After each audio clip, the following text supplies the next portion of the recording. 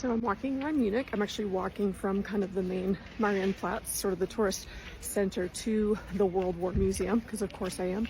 And so just kind of a little history lesson that Munich is really where the Nazi Party started. So Hitler was in Munich. He made connections. This is post World War I. He made connections with a very famous World War I general named Ludendorff.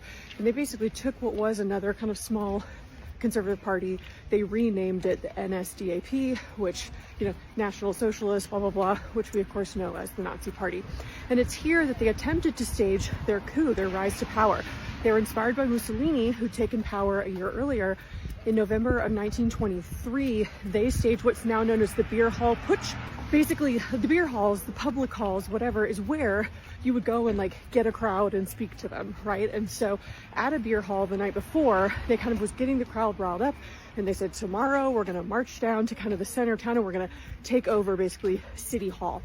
And so they're a group of the kind of earliest Nazis that march all the way down the street to the square. They're arrested. Police end up killing 15 men. He flees.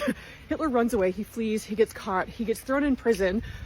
During his trial is when he really becomes a more national celebrity. A lot of people hear him speak for the first time and are very swayed by him.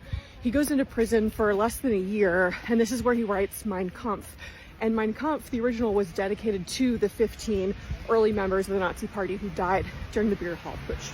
Later, when the Nazi Party rose to power, this site, basically this whole road from the beer hall, which is not there anymore, it's like a Hilton hotel, down to the main square, was made kind of a sacred spot. They always had an SS officer kind of guarding, especially the entrance to the square from that street, which is where they were met by police. And so as a small act of resistance, people who were living in Munich, anytime you were walking into the square and you went kind of on that corner, you had to do the salute. And so as a small act of resistance, some people from Munich would take this back way. It was called Schurker's Row, would take this back way so that they could avoid it and not have to do the salute. And it's been commemorated now with these bronze bricks to kind of just show the route that they would have taken. A small act of resistance, but resistance nonetheless.